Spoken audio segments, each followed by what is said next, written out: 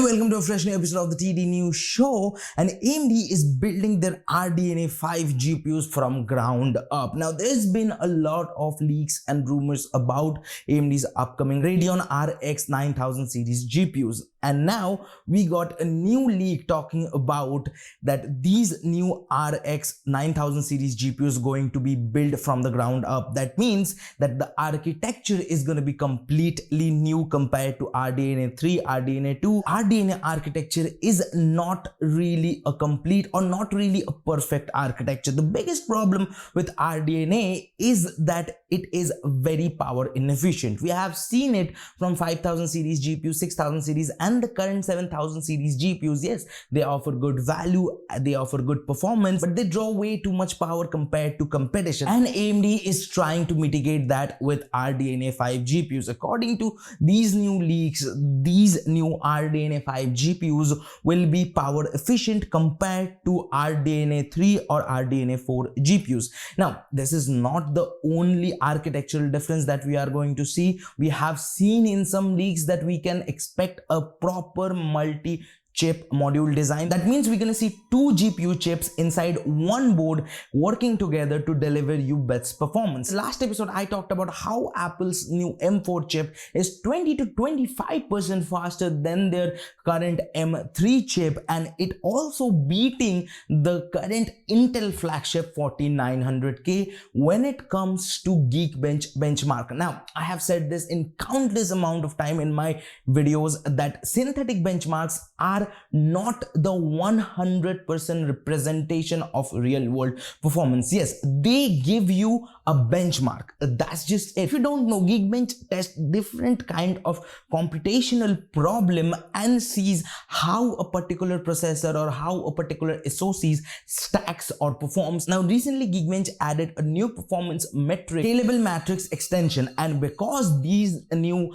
M4 chips are using ARM v9 architecture, they perform really good, 200% better than its competition. Now, if we look at the test without the SME, we can see a 3 to 5% improvement over M3, and that's the thing that I talked about in the last episode. A M3 chip with a much better powerful onboard AI processing. Now, that's not it for Apple. We also have another news talking about Apple is very close to make a deal with OpenAI to bring ChatGPT inside of their iPhone. Now, we have seen some news that Apple is also in talks with Google to bring Gemini tech inside Apple devices. Now, lastly, there's been also a controversy surrounding Apple and their new iPad Pro ad. I'm not going to show you the ad. You can go to Apple's YouTube channel and see the ad by yourself. In that ad, Apple was showing that a lot of tools, whether it's painting, creativity, music, and those tools are pressed down with the help of hydraulic press, and when it opens up, we see the new iPad Pro. And a lot of people said that this is indicating the death of creativity and a lot of things, and Apple have apologized and said that they're not gonna air this particular ad on TV, but it still stays on their YouTube channel. Now, in my eyes, Apple was trying to express that this new iPad Pro can do everything that all these different type of tools can do in one place. You know, pressing down all those things with the help of hydraulic press is not the best way to represent that, but again, I'm not a creative person. Creativity and art form are very subjective matter.